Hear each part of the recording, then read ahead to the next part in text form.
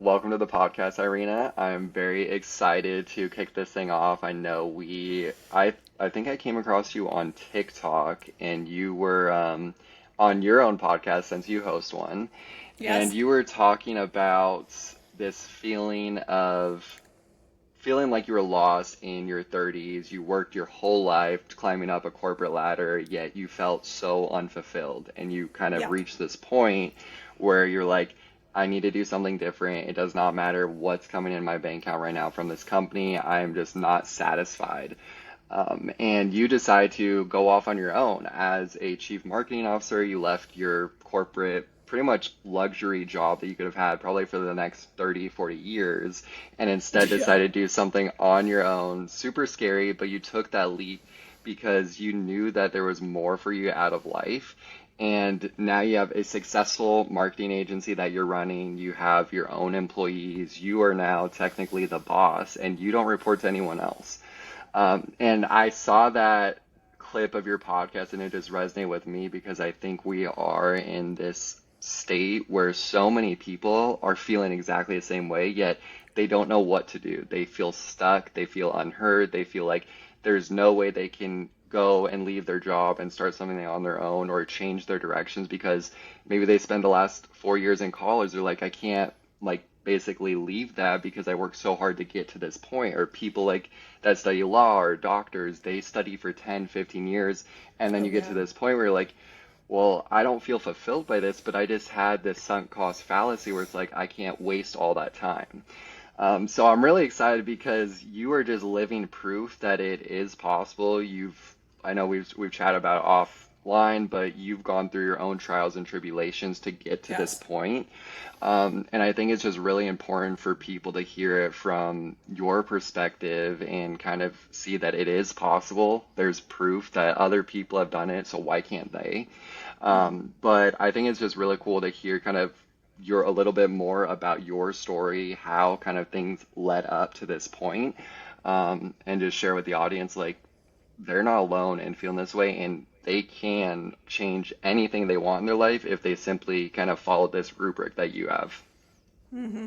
Yeah. So where do you want to start? Because this is a loaded question. It starts really with me having a dark night of the soul after going through a pretty serious merger back in 2020, 2019, actually, right before the pandemic hit, which led me down a really dark path. So like, where do you want to start? Do you want to start through like the moment where I actually realized that I never want to be in this kind of like backseat position in corporate, or like how I Why don't actually you just, led.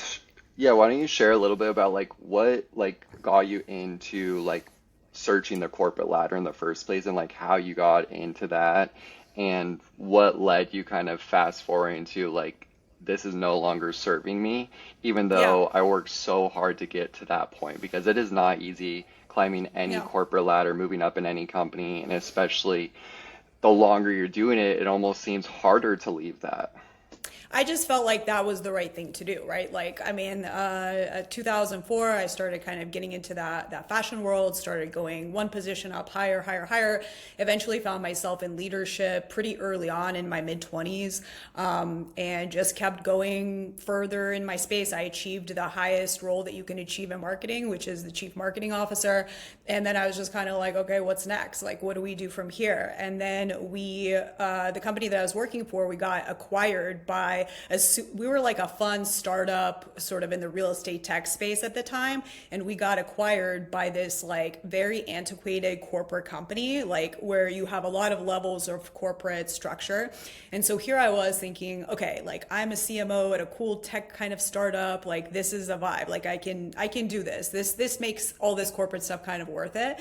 And then we get bought out literally 2.5 years or 3 years into me creating this department, and we're jiving, and there's 10 direct reports and all this creative stuff is happening. We're disrupting our industry. We're in one of the hottest markets in Austin, Texas, to be in the tech and marketing space.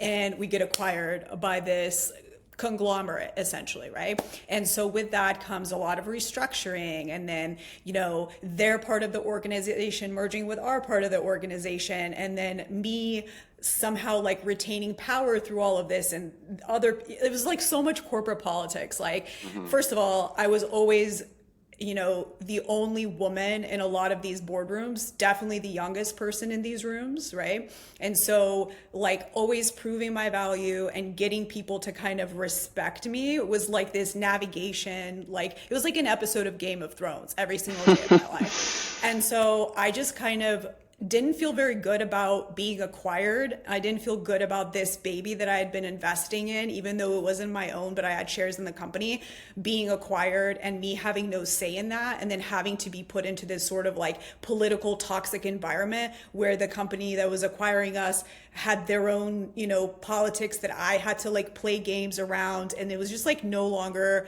a fun, free, like wild, wild west kind of dynamic. And I just was like, this is just not it. And so I ended up in Dallas for work at that time, which was another market that we were in. And then COVID hit, and I was like basically thrown into this remote environment dynamic that other people started to get a taste of a little bit later on, but just because I was in a different market, so I was remote from everybody from us. So I kind of got like a year in advance on everybody else of doing the remote thing and working by myself, and then still trying to, as a senior leader, somehow retain control from a remote environment, which is really hard compared to when you're coming into an office and dealing with a lot of these things. And I think a lot of people like don't vocalize and talk about how much of a political game it is, especially like once you get up to the top, it really truly is. And then I was just like sitting there seeing it from a distance, and I'm like, what is this about? What is this for? Who is this really for? And I'm very independent. Like if I work for somebody, you got to give me a really like massive rope. I don't do well with like micromanagement, and everybody knows that about me. I was a little bit of a rebel, right? And like honestly, it was just that it was not working. And then like so throughout this whole time that I'm working remote and I'm just like questioning everything, I started to kind of spiral and go down a really bad path. I didn't realize what was happening, but what was happening was I was actually completely burnt out. And what I needed to do was quit, recalibrate, you know, maybe save up some money, recalibrate for like 4 to 6 months, figure out what I want to do, whether that's another job or pursuing entrepreneurship. But I didn't know what was happening. And it led me into therapy. It led me into excessive drinking, like we're having wine night every night, that kind of thing, which I think a lot of women in corporate can probably relate to, whether we want to call it out or not, it's a thing.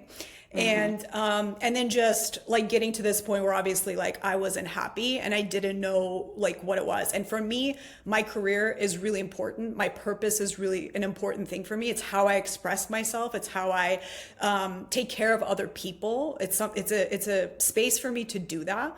And when you take that away from me, you take away a really big core of who I am. You know, for other people, I respect that. It can be family. It can be other things. It can be their children. But for me, it's my career and my self-expression.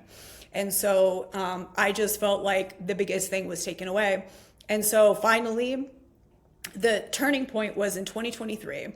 Where, and I'm not gonna like, you know, for privacy's sake, like name any specifics, but just as high level as I can get, I was basically being asked to market something that was completely out of like beyond my value system. So one thing that I will never do as a marketer is promote any kind of, and keep in mind the irony of what I had just gone through. I will not market alcohol or any kind of things that I think are like negatively impacting people, right? Like a vice. A vice, like not for me. Find somebody else, they'll do it, but I'm not the girl. And I remember saying like I was pursued to do that in this job essentially, because there was, like I said, it's a conglomerate and there's all these different like like brands and stuff. And I was like, I'm not going to do that. I can facilitate that, like somebody on my team can maybe do it, but like I'm not going to do it. And my no was not being taken as a no. And that was my like, I was like, I don't have a choice. Like I'm either going to get forced to market booze or I'm just going to leave. And thank God that happened, because it ripped the Band-Aid off that I couldn't rip off myself for 2 years. And then I just was like, you know what? I've had this agency. I had a marketing agency that I just kind of took side projects on, on the side because people will come to me with stuff. Never really took it full time seriously or anything like that. But I was like, you know what? I think I'm going to do the agency thing. I don't know what else to do. I don't want to go run and get another job. I'm kind of done with this whole experience. I don't think that's where it's at for me, and I need to go on my own path. I mean, I feel like so many people can relate to like that whole journey. Maybe not like exact step by step, but at some point in their career in the corporate environment, they can relate to that. One thing that I mean, I feel exactly the same way as you in terms of like my identity is wrapped up in my success in what I'm doing as a career, what I'm producing. But why do you think you couldn't leave on your own for like those 2 years that you're going through that dark path, honestly, of like just self-medicating and just trying to numb out the pain of the day-to-day grind and feeling burnt out? Because I know when I get burnt out, it's like you get to this point where you almost are like, how did I end up here? But then if you look back, you can see kind of what steps it took to get there. But why do you think like we can't leave on our own before we almost reach that breaking point? So I'll tell you what it was for me. And that is that I'm like first generation immigrant in this country, right? So I come from a family that is all like in science and medicine back home. And I was essentially, I had become the highest earner, and like people in my family line were successful people I'm from Russia, so from the Hmm. country that I came from. But like successful in their own ways, the ways that they could be, right? But I basically became the highest earning person, the most successful on paper person in my entire family. And I had built that brick by brick. And when you're doing it for the first time, meaning like you're the first one to do that, you don't have a manual for some of the things that come up. And to be completely honest with you, I was dealing with a lot of scarcity mindset. So despite the fact that I'd been six-figure plus like earning person for a good portion of my 20s to 30s at this point in Hmm. time, I still had limiting beliefs. I still felt scared that I can't provide for myself, that I need somebody else to pay me, that I need somebody else to see value in me, to assign value. Irina's a good leader. We're going to pay her for her leadership and her vision and her strategy, right? I needed that validation within that environment. I didn't know that I could almost like hunt, kill what you eat, like create my own opportunities, right? Create my own stream. Like that was for some reason a very hard thing for me because everybody in my lineage had been employees of something. We didn't have any examples of entrepreneurs. And I was kind of like the first one to even do anything creative or business related. Like I remember talking to my grandpa and telling he's a scientist, like highly awarded scientist in biochemistry back home in Russia, like does lectures all over the world. And I remember telling him I was getting into marketing and he's like, you're going to be drawing cartoons all day. Like he thought was like the ads from like the 50s and stuff like that. Yeah. And I was like, Grandpa, it's a business school. But yeah, so I was the first to do a lot of things, and I had a lot of that scarcity mindset from not having an example of self-sustenance, self-sustainability in business, the ability to take an offer or service to market, which is crazy when you think about it, because that's essentially what you're helping companies do. That's why they're paying you the big bucks, is Right. because you can do that for them. So, but you have to work on this piece because none of this is logical. It doesn't make sense. And anybody that would have looked at me would have been like, what the hell? Like you're the most outspoken like person that is telling everybody. I was telling my own employees, I'm like, I need you to start thinking as a 1099, I told you the story when we talked, right? As a Yeah. 1099 contractor, I need you to stop thinking like a W-2. I need you to think like a business, because even though you're here as a marketing coordinator or account executive, I still need you to think like you're your own operator. So philosophically, I had it down, but then, in practice, it's a different story. It's interesting because I feel like I've been a victim of like those limiting beliefs for so long about whatever it is that you want because you don't have that proof that you've seen that it is possible. What led you to feeling like, okay, I've had this limiting belief my whole life. No one that I know of growing up started their own thing, was an entrepreneur.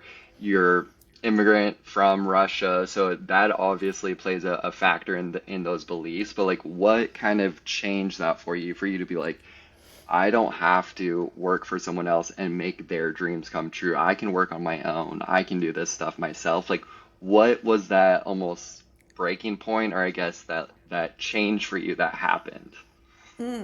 I think a few things contributed. First is just the sheer amount of work I had done on myself, like the amount of books that I was reading. I was listening to audiobooks, reading books, watching content, things that were expanding my consciousness, because I really think that that's what it comes down to. That's why a lot of the content that I make, a lot of the things that I talk about is about this piece, because I don't think that people's issues are in the practical, like what to do and how to do it. I think it's about the mindset around it that prevents them from making things happen. So that just like the like for me, probably the most important thing in life is personal growth, right? So it's the books that I'm reading, it's the information that I allow to come in that is expanding that kind of consciousness level within me. So there's only so much that you can read like that without it rubbing off on you at least a little bit. The other thing I think, like I said, it was like the circumstance of that situation really working for me, where it's like the universe kind of like, this boss guy is gonna come, and he's gonna ask you to do the one thing that I know, because my values is like I don't cross them, then I know I will not do. Right. And I mean, there's obviously other things that I won't do, but in terms of advertising. And then the other thing, I think it really helped that at the time I had a very supportive partner who really encouraged me and was cheerleading. You know, we lived together, so it wasn't like everything was on me. And I felt like, okay, like if I need to for 3 months, I can kind of reorient and figure it out. So having support around you, having some sort of, financial sort of kind of trajectory for how long you can take to figure this thing out. So let's say you've got 6 months of savings or some sort of comfort zone, especially if you have a lot of survival fears around money. I really urge people to do that, because that's going to calm your nervous system in a way where you can actually be creative and effective. Otherwise, you're going to get so destabilized that this part of the brain that is required as an entrepreneur to be creative, to make things happen, is just not good. It's like a brain function thing. It's not going to operate fully. So I think those were the things, but probably if I had to give the percentage, the biggest thing was the personal growth work that I was doing. Like it was insane. And for someone that is feeling stuck right now, like they're at a job that they're like, this is not aligned with my values. They're similar to you, where they almost have these non-negotiables, but they just cannot afford to quit right now. They're like, this goes against my values. I've got rent, I've got kids to take care of, I've got all these responsibilities piling on my shoulders, and I cannot simply afford to quit right now. What are some of those first few steps that they can take to start that personal growth journey that leads them to the mindset that is like, I can do this. I can go and change jobs if I want. I can do these things. But how does someone even start if they've never even heard of personal growth? Yeah. I would say just sit down, and one of the most important things that you can do is to think about what you value the most, right?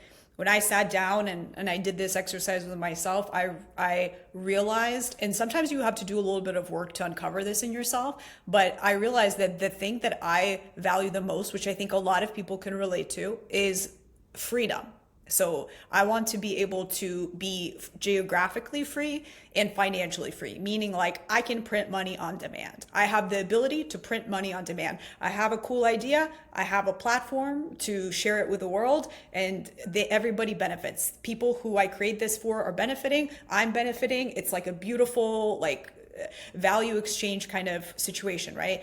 But if you don't understand what your values are, it's hard to sort of like reverse engineer that. So the simplest homework is just sit down and just be like, what do I value?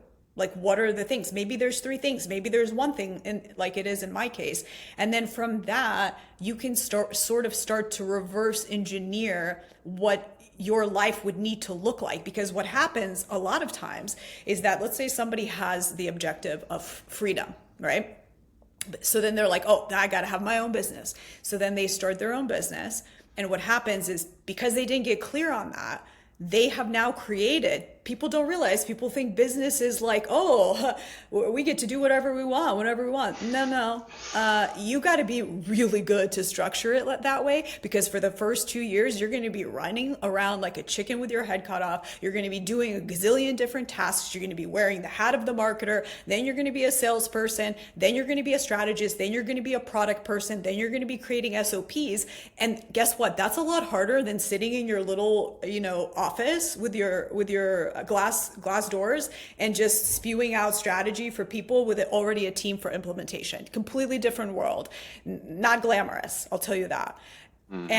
But if you structure things correctly, then you can continue to tell yourself, okay, we're doing this right now because the end goal is we already have a way to kind of turn this into something where I can have the thing that's most important to me, which is my time freedom. So in my business, what that looks like is I had a strategy for at what point, for example, at what sales point, right, of revenue, do I bring on the first most important person for me? What does that role look like? Who is that person? And how much time am I going to get back for revenue generating activities in order to do that? So getting back to the point, I got a little bit in the weeds. The biggest thing is understanding what you value. This is the biggest thing. That's your North Star. That's the thing that you're going to come back to as you're going through all of these things. You're like, I'm doing this because this is the goal. I'm doing this because this is the goal. And you're going to be able to see and not get overwhelmed when for the first, year or so, you're kind of having to do a lot of things because you're going to know that you're working towards your goal. It does not matter what you do. It does not matter what you do. It matters what you're moving to. There's a gazillion business models on Instagram. Open up your app, scroll through there. There's a gazillion people doing a gazillion things. Pick anyone. This is the most important part that you will have to figure out in business. That is why I always make a lot of sports analogies. I was an athlete, growing up, still am an athlete, but I always make the sports analogies because in sports, if you know sports or if you were an athlete yourself, you will know that you can have the best discipline, you can have the best talent, you can have the best programs that you're involved in, right? So tools, the best coaches. But if you don't have this piece figured out, you're an untapped into weapon. You're a weapon that is not even tapped into. This is the piece that is literally the most important part. So I would start there. Have your job, have your comfort and security, reverse engineer this in a emotionally stable state, because that is really huge. There's a lot of people, and I've been in this boat, that get into this, they kind of have to hustle and make stuff happen very quickly. And I've been in that, and it would have been a lot easier if I had been building that business seriously while I was still in corporate. Because, I didn't go into the details of it, but shortly after I left corporate, I actually uprooted my relationship. I moved back to Austin. I changed a lot of things in my life that just were no longer, suiting me. So a lot of these securities that I thought that I could rely on, they're gone. So I was like, sink or swim. Do I recommend that for everybody? No, it's a little bit extreme. But if you are going to go down that path, you better become a Zen master of nervous system regulation, because that's the biggest component. So, Yeah, I think it's there's this book called Burn the Boat, right? So you go to the island, and it's like if you want to force yourself to survive on the island, you're supposed to burn the boat, so you have no plan B. But then that does create this element of added stress. It's like if you're coming to that island on that boat and you're escaping World War III somewhere else, you're already in a heightened state of stress, So it's like you're getting there, and if you're trying to operate almost from a place of desperation, it makes things so much harder, so much more murky, and you almost lose that vision of clarity. It's like, where do I want to go? And you mentioned being an athlete, and I've been an athlete my whole life too. It's like if you're a weapon but you don't have direction, it's like you're shooting arrows at a blank screen. You're like, this is not going to be effective. You can put all your force and might into it. You could have all the discipline you want, but if you don't know where you're going, it's irrelevant at that point. And I think 1000%. that to your point of a lot of people just think jumping into entrepreneurship from corporate is going to be like the best thing ever because now you have all this freedom of time. You get to choose your schedule. You don't have to report to meetings whenever you want. But that is a new level of stress because you have to be disciplined with your calendar. And when no one's holding you accountable, it's up to you to hold yourself accountable. And I think that's something I have struggled with starting my own businesses. It's like, oh, it's so great not having to answer to anyone until you realize you're like, if I'm not working hard enough, I am not guaranteed a paycheck in 2 weeks. I am not guaranteed my stock options. I'm not guaranteed my 401k. And so I think that people do need to get very clear on what their values are and what their beliefs are and where they're wanting to go in life and where they want to take that next step. I think Tony Robbins says most people underestimate what they can accomplish in, or overestimate what they can accomplish in a year and underestimate what they can accomplish in 10 years. It's like Yeah. if you focus on where you want to go and you put every single ounce of your mindset into how do I get there, you will do it. It might not happen as quickly as you want, but every single step that you take is going to feel like progress, which makes us happy inside. So I Absolutely. think that it's just, there's always a, what is it, like every level is a new devil. So it's like as you level up in life, starting your own business, you're going to deal with things that you weren't dealing with when you were just an employee, when you were working Oh for a yeah. corporate environment. Yeah. Um, what skills and how did you have to like shape your mindset being a successful female in the corporate environment in your space as a chief marketing officer? Like, because you mentioned that you had to almost prove yourself time and time again to all your male coworkers, leaders, executives, just because you're female. And I feel like a lot of women that I talk to feel that way. It's like it's almost like a chip on their shoulder of I have to work twice as hard to get half the recognition as just someone else that would be doing the same exact job that would be getting kudos for filling out a form, and then meanwhile you're over there like doing 10 things. So what type of skills or like how do you handle that mindset as someone that's ambitious, that's type A, that wants to succeed in that environment, but they feel like they're just getting like kicked around, like they're not getting treated as equal. They just feel like no matter how much they do, they're not getting the results that they want. Yeah, so I think for me, the main challenge was not so much the power dynamics. It was just interesting to observe that I was always the only woman in most rooms, and by far, like at least by 30 years, the youngest. Sometimes 20 years. But so that was kind of a trip. I never had a problem getting into those rooms and being in those rooms because I genuinely believed in my intelligence, and I have kind of a well-developed left and right side of the brain, so I can pivot into different things. I'm not too dominant in one way or another. So I could speak to people who are more logical, which obviously in that room they would be, but I can also communicate with empathy with other women on the team, females, creatives, a lot of which worked for me, which was an interesting thing. And so for me, it was really more about the fact that I felt like I had to become more logical than I actually was. Sometimes I just wanted to say, and by the way, this is something that I do in my own company now, is like sometimes I just want to say, you know what, I really feel right that this is the right way for us to do it. I don't want to have to say I think or here's the strategy behind that. I don't want to Hmm. always have to lead with this sort of masculine mind, if that makes sense, because it's Yeah. not who I am as a person. I'm more balanced. I definitely love that side of myself. I'm not trying to be too much in one way or another. I like the balance, but I don't want to go too heavy in one direction. And so I was like always forced to kind of be a little bit more logical, explain things more logically, be a little bit more strict than maybe I would prefer to be, right? I'm more of a fluid kind of let's figure out what makes things happen. Obviously, we want to crack down on certain points, but we don't have to get there like being militant like that. That's not my style.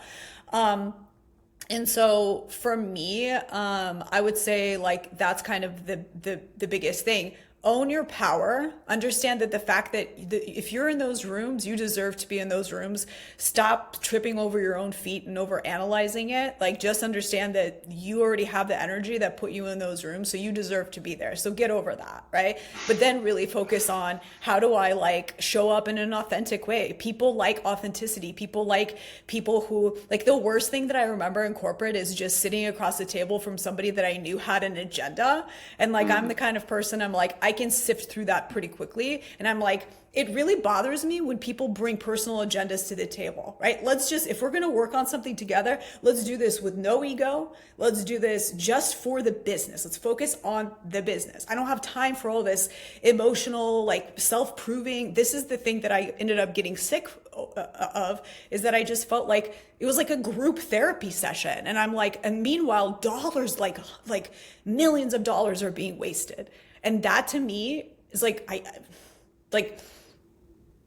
do we really have to do that? You know what I mean? Like, is this the only way to do this? And I think that that's why, like, to speak really quickly on the world of AI, it's like, why is AI is an issue because there's so many people who are poorly managing companies and teams right now. Like, that's the real issue. That's the real epidemic. It's not that AI is solving some, low level problems that are quantifiable. It's that we have too many people in corporate that got there from political games, not from talent. You know how many people DM me and talk about this or comment on videos and stuff, the topics that you and I are talking about? It's all about that. People are like, we live in, and so this is a fake world, and a fake world has to crumble eventually. And that's why we're all getting this reality check, and we're either proactive about it or we're going to be reactive about it. Yeah, I mean, that is the worst feeling when you're sitting in a desk or at like a meeting in the corporate environment, and you just know, like, people are asking questions, but you know the ulterior motive behind it, and you're like, Yes. gosh, like, and then if you are like an honest, genuine person, it almost makes it impossible to climb that corporate ladder because Yes. you don't want to play the same political games. Yeah.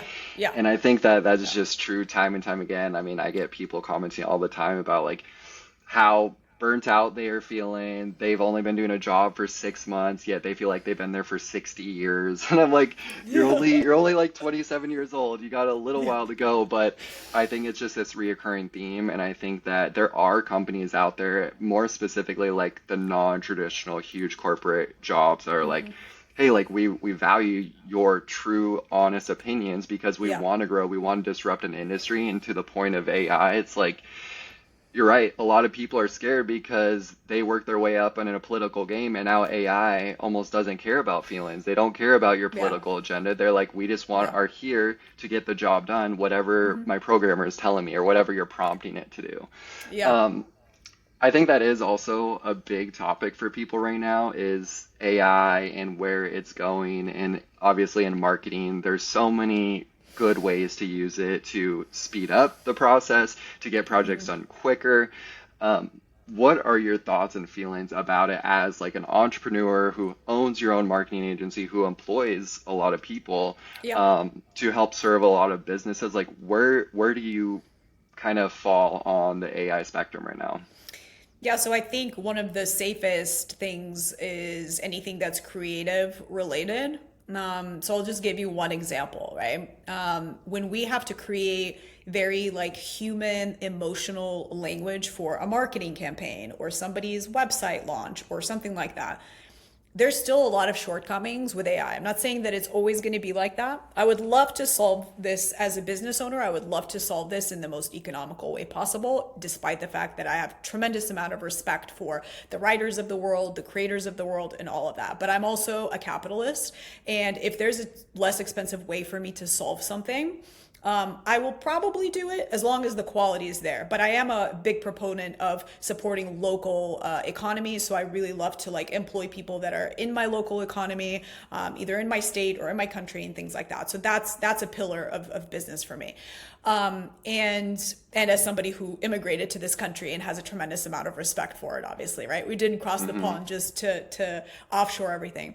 And so, So yeah, I would say like creative roles are, I think, protected for quite a while. I think in our space, creative strategists are going to become very valuable because AI is still missing the mark, right? It cannot do, like, I think we spent like a 60-day sprint trying to get AI to write copy the way that we wanted it to for certain clients at the end of Hmm. last year. We ended up putting an ad out for a writer in Q1 of this year because we just couldn't do it, and the work is absolutely justifies every possible expense that could, because we just, at the end of the day, we want our clients to be super happy, and Right. it's not creating things that are resonant. And in marketing, it's all about resonance, right? It's like being able to, and I think a lot of people are starting now to become very sensitive also to AI generated stuff. So for Yeah. example, you probably see a lot of like AI generated or too heavily impacted content. You can tell it's always kind of follows the same format. That's why, like, Hmm. even recently, I'm like, I'm just gonna go rogue. Like, I don't really care. It is what it is. We're not going to overthink this and try to take, because at the end of the day, humans are resonating with human stuff. So figure out resonance as a human being rather than trying to get AI to like do all your stuff for you. So from a marketing perspective, I think creative roles are going to be fine for a while at least, and maybe for a very long time. It's like the more systematic stuff, like a side of our business, like analytics and like reporting and all of that. That's very easily integrated with AI. But yeah, like when I did a little interview podcast, whatever, it was like a walk and talk. I think it's on YouTube somewhere. I think it was like a few years ago, maybe 5, 6 years ago. I was just kind of like, yeah, like, I don't know about all this AI stuff. Like, I was not one of those early adopters that's like, let me just jump in, because I'm a big lover of humanity and our Right. ability to use our brains and not atrophy them, and to like be creative and think outside the box. And I'm like, if this is all based off of things, if the data for AI is based off the things that have happened in the past, how are we going to be innovative? How are we going to be predictive? You know what I'm saying? Like, Hmm. it's almost like, for lack of a better concept, like philosophically speaking, it's almost like um, securing ourselves in the past and not like Yeah. coming up with anything new or different or innovative. So I was just kind of like, if we got to do this, let's do it. But I'm not gonna be as obsessive over it as a lot of people are. And also as a millennial, like we didn't even have cell phones, guys. Okay, like Yep, let's. that's true. I think I got my first Razor flip phone in like seventh or eighth grade, and it was just for like emergencies, and all you could do was just press the numbers, and that was like a huge deal for me. But I didn't have a Yeah, smartphone till like yeah, barely the end of high school. Um, yeah.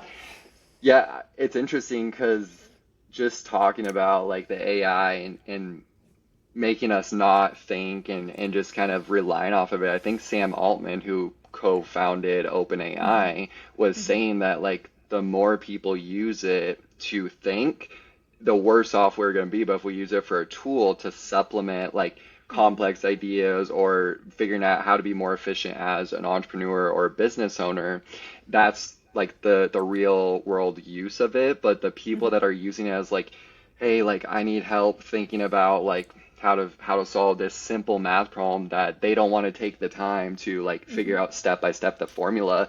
It's almost a hindrance. Like it's I Hmm. don't know if it's making us dumber, but that's what it seems like. Hmm. And what's weird is that Matthew McConaughey just did an interview with Timothy Chalamet, like I think a few days ago, and he was saying like within the next 5 years, he thinks there's going to be AI actors, that they're going to be winning awards, and you're not even going to be able to tell. And I'm like, how, like, it's all new, right? But it's like, what is that threshold of like, am I really going to appreciate something that's computer generated over the performance of someone like Matthew McConaughey, who's putting his blood, sweat, and tears, and sometimes like training for like 9 months just for one role? And I don't know, it just makes me think of like going out to restaurants, and you're going out to like a fast food KFC versus going out to like a Michelin Yes. 5 star like or Yes. 2 star restaurant, and you're like getting this experience, right? It's like art. And so Hmm. I don't know. I mean, all of it's brand new. I use a lot of AI stuff just for like being more efficient, overarching themes, and like trying to stay organized. But in terms of like thinking, I haven't really thought about it like that. It's like it really can become a hindrance the more you rely off of it if you're negating just your simple like thought process, you know? Yeah, yeah. I mean, it used to be that like if you wrote a really good email, you were like a good writer, right? Yeah, And you're an people would be excellent like, writer. yeah, people would be like envious, like, oh, I wish I, like, I had people say in corporate, like, they were like, I wish I could write emails like you. I was like, well, you can, but you're just gonna have to like try, You gotta a learn little bit it. harder.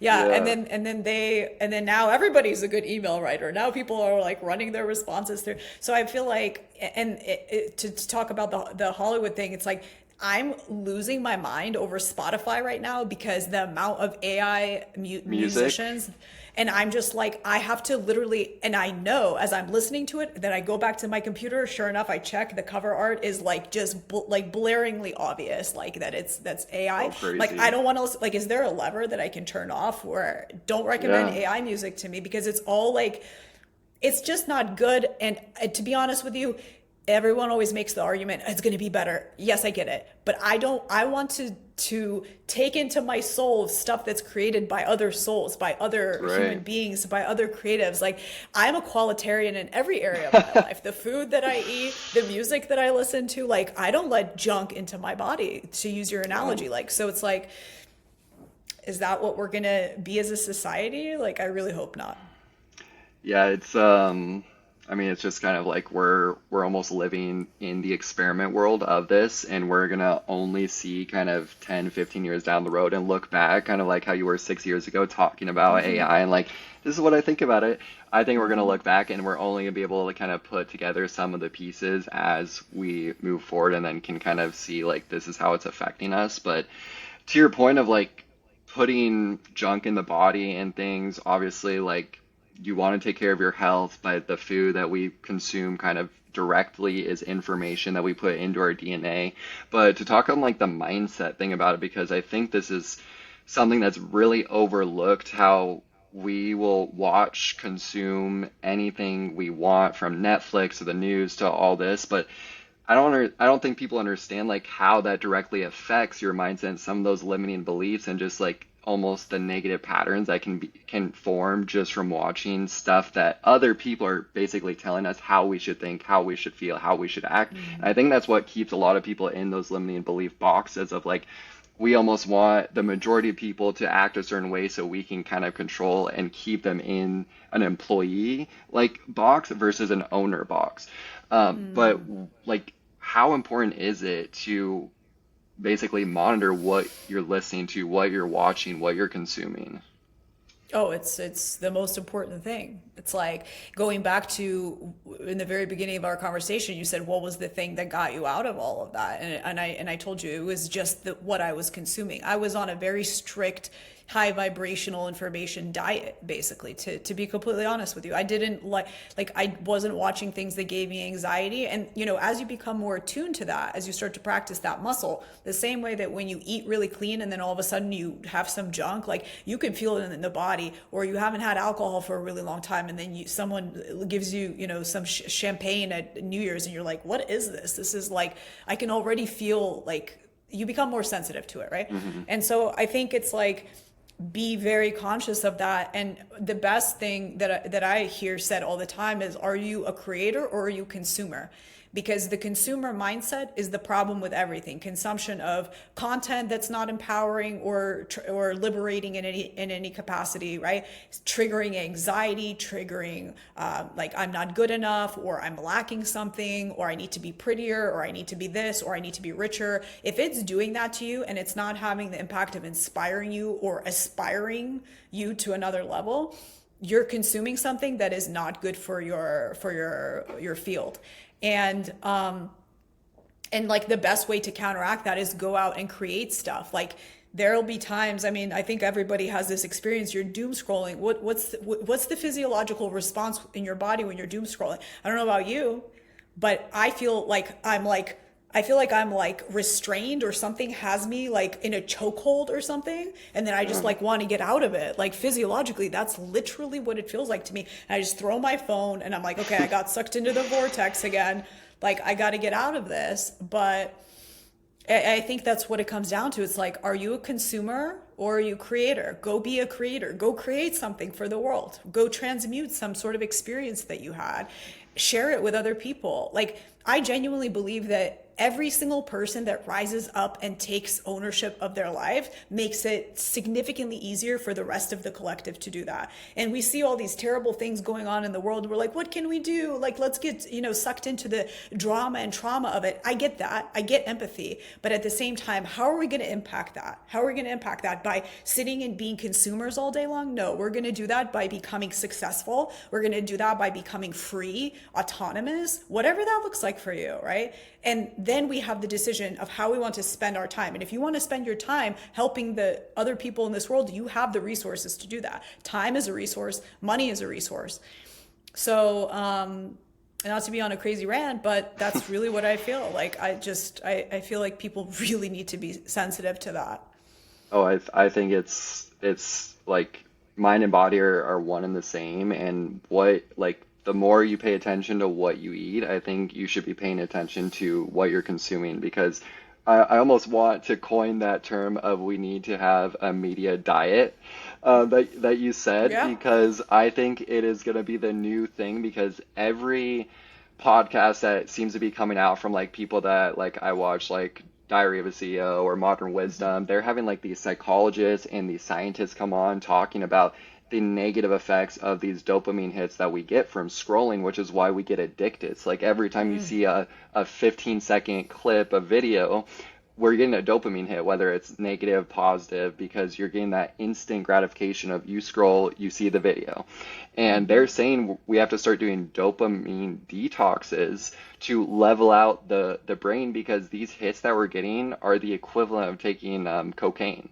And so you're starting to see this, because we are the experiment, right? Just like in the AI world, we are the experiment of growing up with these short form videos where you can just scroll on TikTok and it starts sending you the content that you're staying on the most. And the algorithms are so sophisticated that it really is a drug that we need to become aware of, is how we're consuming it. Just because you watch something doesn't mean that it's not affecting you the same way that you're eating something.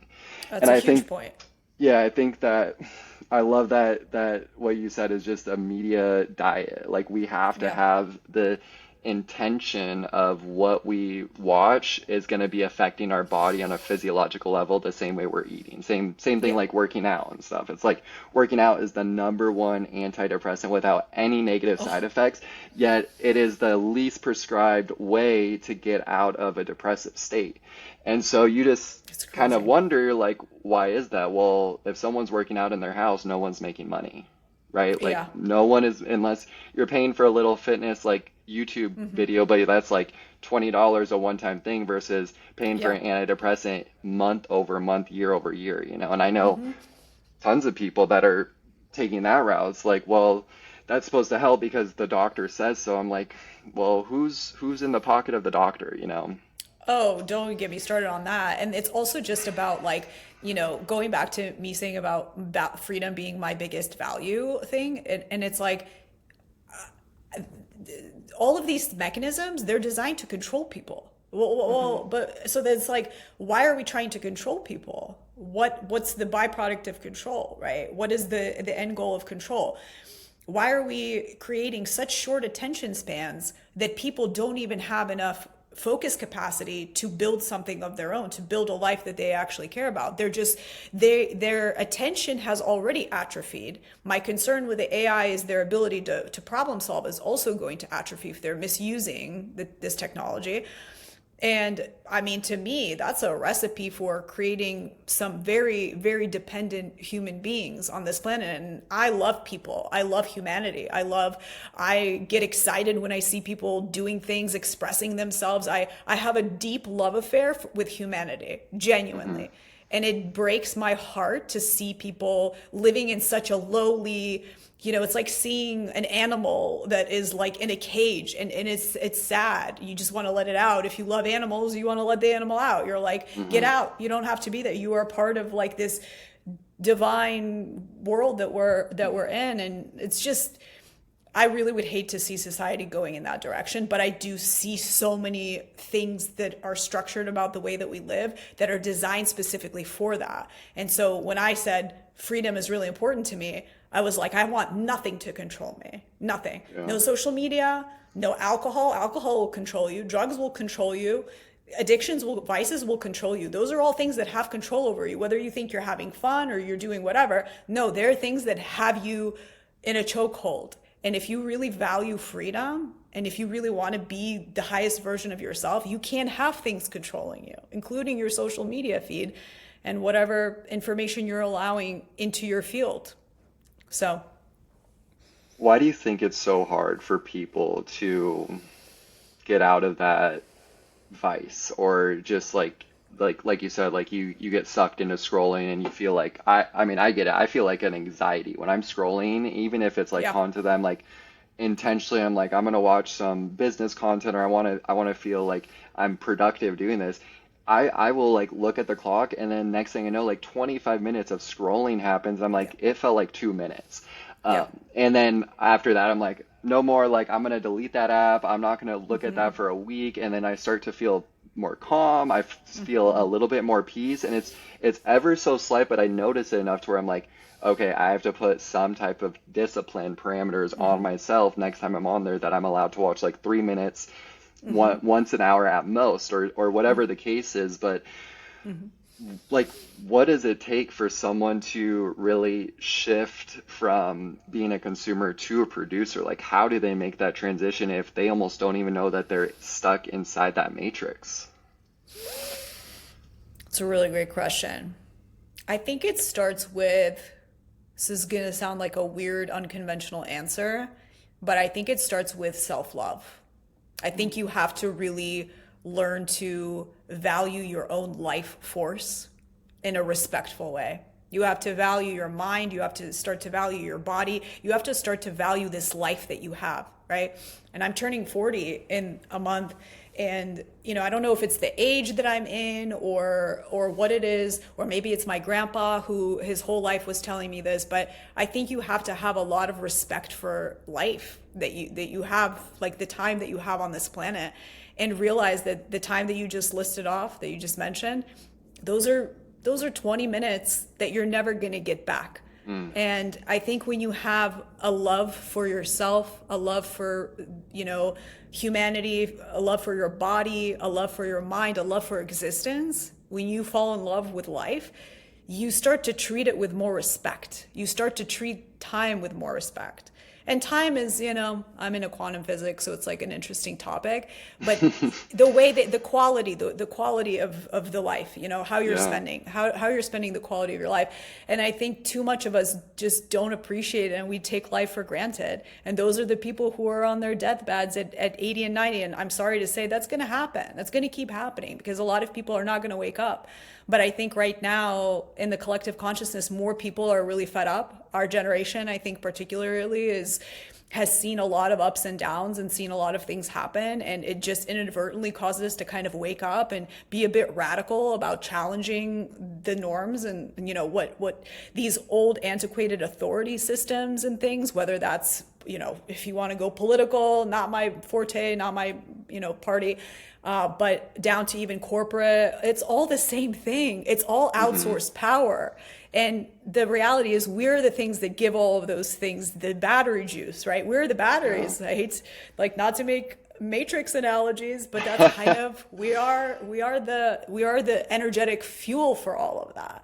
Without Mm. us, it can't exist. And that's why this whole AI thing is a really interesting thing when you start really like breaking it down, because it's making us really ask these kind of questions, these existential questions. So I think that the best way to do that is just to fall in love with existence and just to appreciate what you have and not wait till it's gone or you're at your last breath and there's not much time left and now you're looking back. We always look back on things and then we're like, man, that was a good period of my life. Oh, look at me, I was so happy in this photo. Why are we always doing that retroactively? Why can't we live in the moment right now and have that passion and love for life? So I wish more people felt that. Yeah, I think it's that ability to be present, right? Like they say, like if you're looking in the rear view mirror, you can't look forward to where you're going, but the only thing that matters is how you're driving. So it's just like that ability to be present, I think, is slowly being taken away from people from that doom scrolling. From now that we're talking about like the AI, it's almost if it's thinking for you and you're doom scrolling and your dopamine is completed, you're Hmm. essentially a walking zombie at that point. Like Yeah. you are just going through the motions, and I think it's so easy to go through the motions without those vices and without that taking away that extra brain Hmm. power that we need to just be present. Yeah. Um, but I think, like you said, it's like just focusing on your health, your well-being, and like what you care about in life, and trying Hmm. to take care of yourself. Because if you can't Hmm. fill up your own cup, how are you going to fill up someone else's? Yeah. Um, where do you see yourself with your company and like on your journey right now, 5 years down the road? Like, where do you want to be, like mentally, physically, financially speaking? Because to be honest, like, there's not a lot of female successful entrepreneurs that have left a really good corporate executive position and working their way up, because it's like that sunk cost fallacy, right? Like you spend years, decades building Hmm. yourself up into this professional level, and to walk away from that is so difficult because you're not guaranteed to be able to walk back straight to that mountain again, walk Yeah. straight to the top. But where do you see yourself now, like 5, 10 years down the road, with your goals and what you're wanting to achieve? Well, I mean, I think I was kind of like forced into a reinvention, and I like anything new. I like a good challenge, even though sometimes I go into it kicking and screaming in the very beginning, because change is hard, and I get that, and that I empathize with people, especially like if you really bought into that. I think what helped me is I had like a little bit one foot on out the door most of the time. Like I was from the very beginning of my career kind of rebellious, and like I kind of had a love-hate relationship with this whole thing, and I think that's in some ways like what gave me a bit of a power edge, is that like people could feel like I kind of didn't care a little Mm. bit, like more than the average person that Good was in my leverage. position. Yeah.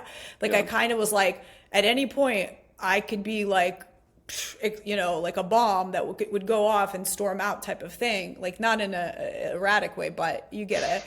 Like in a way of like, I don't need, like, I kind of don't need this. But at the same time, it was this weird combo of like fear and scarcity too. So it was interesting. But where do I see myself? I feel like I'm forced to reinvent, which is what I've been doing right now.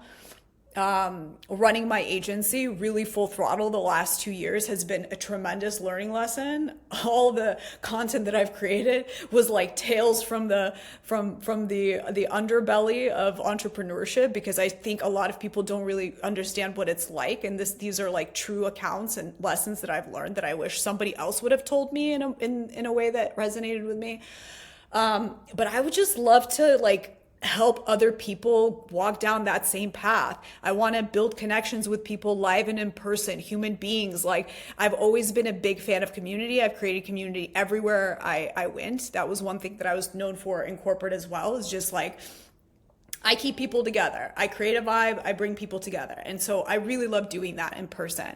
And I think when you have a bunch of empowered individuals who are all moving towards, their own variation of similar goals, like that's why it was such a breath of fresh air when you reached out to me. I was like, I remember getting off the phone and being like, man, there's other people out there that get it. Like, yes, it was just makes me like so happy. Like, you don't even understand how happy it makes me. It makes me genuinely like, oh, like just breathe a sigh of relief that it does exist. There are people. So just know that there are people out there that are just like you, who are, trying to figure stuff out, and it's scary and it's not fun, but like these are the times that we're living in, right? It's not even Mhm. necessarily a personal journey. It's something that I think a lot of people are going through right now, as a collective, as a generation, whatever you want to call it.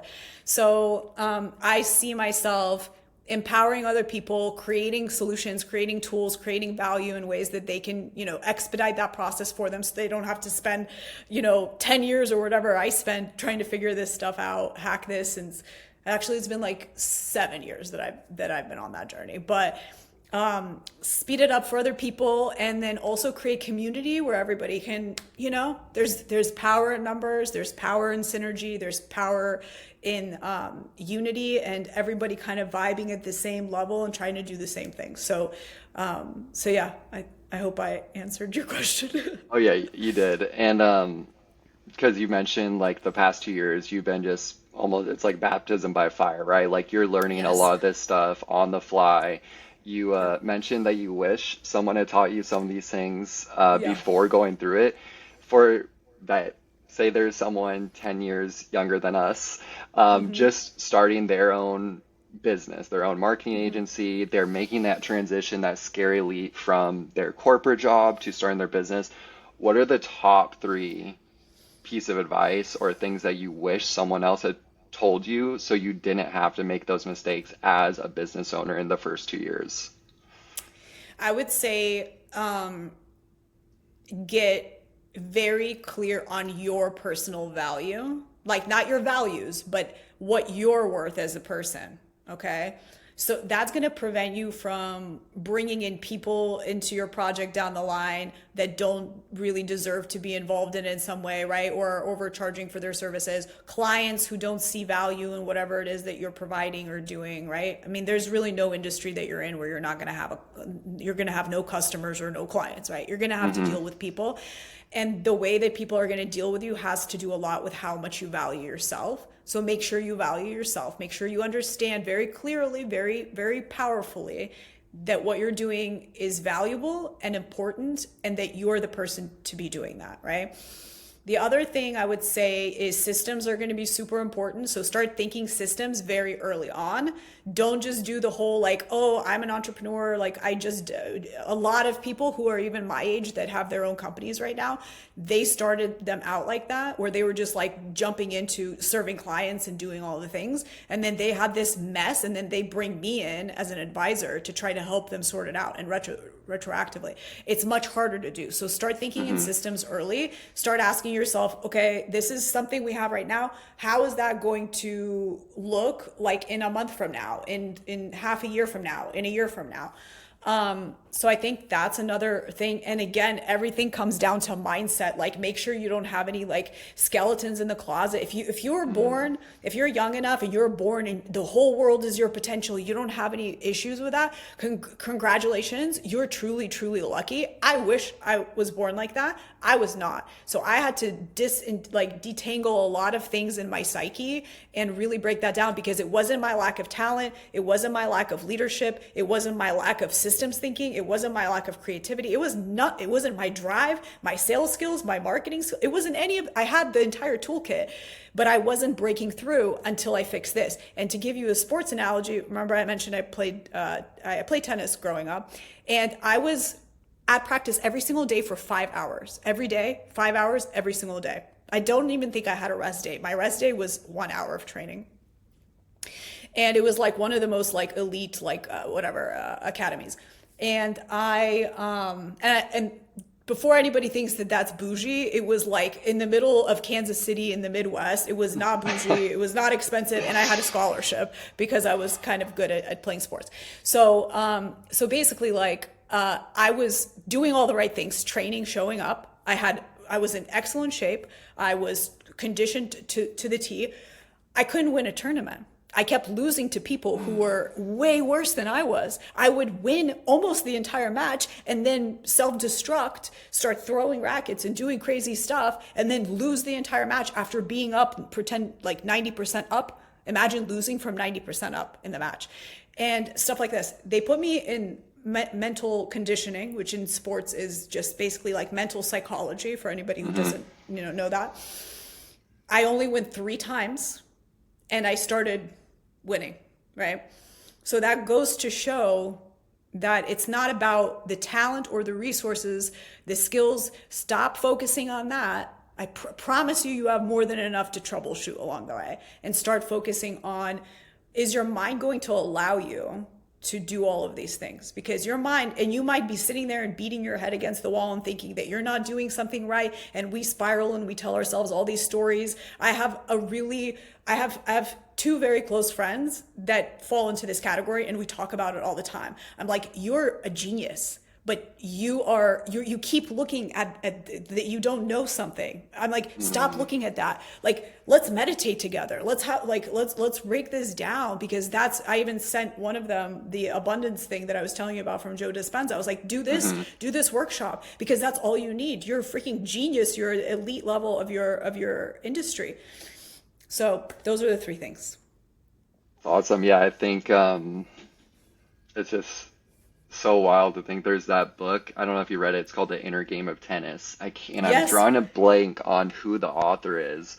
I think I But have it. I've read that a couple times now because one of my buddies, which I played a little tennis growing up, but like not at like an athletic, like collegiate level, but he doesn't play tennis at all. But he's like, I read this, you're gonna love it because you were like are good at a lot of stuff, but you just like psych yourself out. And I'm like, okay. And so I like read it, and then I just was like, it's so crazy to like think that no matter what you're doing, like you almost want to appreciate where you're at in that journey. And like he says like the top tennis pros like miss like 54% of their points, but or they make 54% of their points and they miss like 46%. But every time they miss, they say, I love this game, like I'm just gonna focus on the next shot. And I think that comes down to that presence, right? Like you almost have to be present in the moment just to be like, I appreciate where I'm at.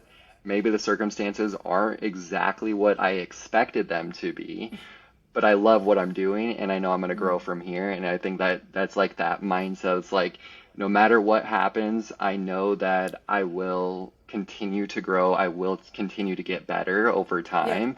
I just have to be focused on the here and now and not, oh, I'm 90% losing. Like I have to make up all this time, or I have to make all this stuff up. And I think that it's so easy to say, harder to do, but it's just that mental like conditioning of like over and over Yes. again, put in the reps and continue. Like I reread some of the same books like Man's Search for Meaning just so I can ingrain it in my head. I know exactly what he's going to say. I know the storyline, but it's almost like I need to condition my brain as much as I'm conditioning my muscles when you work out, because like we said, like they go hand in hand. You want to be focused on where you're going, what you're trying to achieve, and remaining present and constantly just wanting to like strengthen that muscle of the brain. And I Yeah. think that's the worry right now. It's like the more we rely off of these algorithms to push the content that we're supposed to be consuming, because that's what the algorithm dictates, is a very deep trap that so many of us can get stuck in so easily, because that's what society is programming us for. Like people always need employees for companies, and to keep someone in an employee mindset, it's like, how do you do it? Well, we can And systemically do it.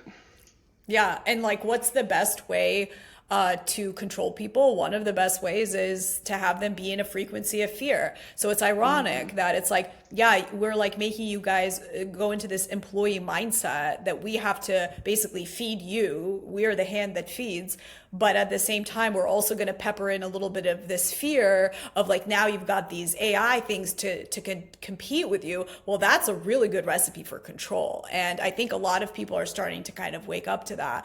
And then one thing, to go back to the tennis analogy, that I remembered that I thought was really cool, but I saw an interview with Novak Djokovic, who's like one of the best, on Jay Shetty's podcast, I think. And Yeah. one of the things he shared is how his old Croatian or Serbian a coach back in the day when he was like 7 years old or something, had him do visualizations of him playing on the court and winning points while listening to classical music, which goes into the subconscious as Right. like some of the most high vibrational stuff. So you're utilizing these two sides of the brain that are basically primed for you to start creating this stuff. So, I feel like sometimes when I'm creating my content and I talk about things like this, it like, I don't know if I shared this with you, but the majority of my audience is male on TikTok specifically.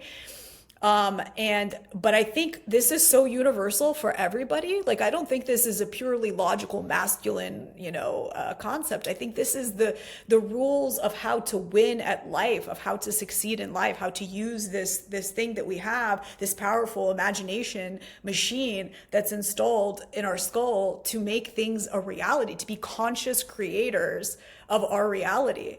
Whereas what everyone, society is wanting us to be is unconscious consumers. Instead, we become conscious creators. That is an empowered world, I feel like. Yeah, I agree. And I think Tony Robbins just says this time and time again. The number one reason why people feel stressed in life is because we're trying to manage our lives. We're not trying to design our lives. And I Yep. think that is like the solution to every equation that people talk about. It's like, I don't have time for XYZ. It's not possible for XYZ reasons. I'm like, the more you think about it, it's like if you start designing how you want your life to be, your brain will start focusing on the how to make it happen. But it just seems like too far-fetched. It's like you're living in like your comfort zone. You're like, I know what's consistent. I know what to expect at my job. I know what to expect with my family. I know what to expect.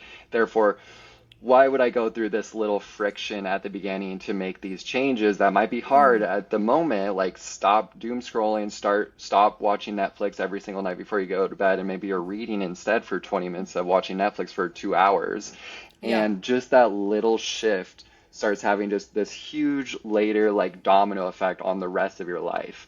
And I think that it's really, at least that's been sticking with me. It's like we need to stop managing our lives and we need to start designing it over and over again and just iterate. Yeah. Yeah, I think the time has come to kind of do that, and it's not by chance that a lot of the stuff that's going on in the world with the corporate shakeups and everything like that is happening. I feel like look at it from a bright side, spin it in a positive way. This is an opportunity to reinvent and do things in a different way that perhaps is going to lead to you being more empowered. So, Um, I want to be respectful of your time. I know you've got a oh, we're good. lot that you're managing and everything, but I really would love to just know, like, what do you want to be remembered by? Like, when everything is all said and done, and you're no longer living on this planet, you're off in another No. world. Um, what do you want people to say, like, and associate with Irina Kay? Like, what do you want to be known for? What do you want to be remembered by? Just in general. I think that I want to leave people more empowered. Like to me, it's really simple. I think it's the one thing that people who know me really well, time and time again, will say after spending time with me or going out to dinner with me or anyone who's a close friend or an associate or somebody who's worked with me or for me or whatever. Like I will say that that is my signature, and people do leave feeling more empowered. And that function is how I show love to the world, right? So it's like if I love something, I want it to feel its fullest potential. That's how I show my love to the world. So I want to show my love to the world by leaving people feeling more empowered, and that maybe they saw potential in themselves through me as a mirror that they didn't see before the interaction in some way. So that would make me feel very fulfilled at the end of the day. Amazing. And for those people that, because I know a lot of friends of mine that maybe aren't ready to make that leap from being an employee for a corporate environment to being the owner of their company, but they desperately want to start that journey. And maybe they want to work for someone like you or work for like these smaller companies that are different than the status quo, that are kind of radical in their own ways. What can people do, or how can someone make that transition and find like someone like you to work for, or like a company that can help them grow later down the road to eventually maybe being an owner? I mean, I think it just comes down to like the networks that we have, right? We have so many amazing networks now. It's like just that time of networks in any capacity. So it's whether it's like content that you come across, never be afraid to like send a message and, DM people and ask them like, hey, I really feel passionate about this mission that you're on. I had a friend who runs a kind of like a luxury organizing firm, also based out of Texas. And she had this amazing girl reach out to her and just say, hey, like, I don't know if you're hiring or what you're doing, but I really love your mission, the way that you're approaching this, how you're really helping people like transform and restructure their lives, like, that kind of stuff. So don't be afraid to connect with people. We live in a time where you'd be surprised people are very open and enthusiastic about those types of exchanges. And we're all living in a very energetic exchange world. So when somebody comes to you with enthusiasm about something that you're doing, and you can become enthusiastic about what they're trying to accomplish, that's what this is all about. So it's about this fair exchange, this sustainable exchange of energy, which is very different from the world that we're all coming from, which is not a fair exchange. So just reach out to people, like talk to people. Just, it doesn't, even if you're an introvert, just shoot a message, be like, hey, I love what you're doing, let's talk. The keyboard warriors, right? They can just stay Yeah. behind their screen and still send those things out. But Yeah. yeah, it's what you mentioned about that I think it's an energy drainer going from corporate to like something else. And so it is hard almost to put out that energy when you might not be feeling it. But I think the number one way to change that state is to change your like physiology, right? Like get up, like maybe do some jumping jacks before you're going to send that message out. So that way Yeah. you are in that heightened state of like energy, you're vibing, you're like, Yeah. whatever like comes to mind. I would say it's like almost send out the first thing that pops in your mind. Don't edit it. Don't make it Yes. run through like AI, chat GBT or whatever and make No. it sound so professional. Because I've done that like on LinkedIn where I want to like connect with some people. I'm like, AI, please generate it. I'm like, if I read this, I would be sick to my stomach. Like I would just It's think like You this can person tell. has no personality. So I think that's important to know. But how can people support you with your mission, your journey, your company? Like what, like how can people follow you? Like how can we support you with your journey and living a legacy, honestly? I love it. Yeah, so I'm on TikTok and Instagram at it's Irina Kay.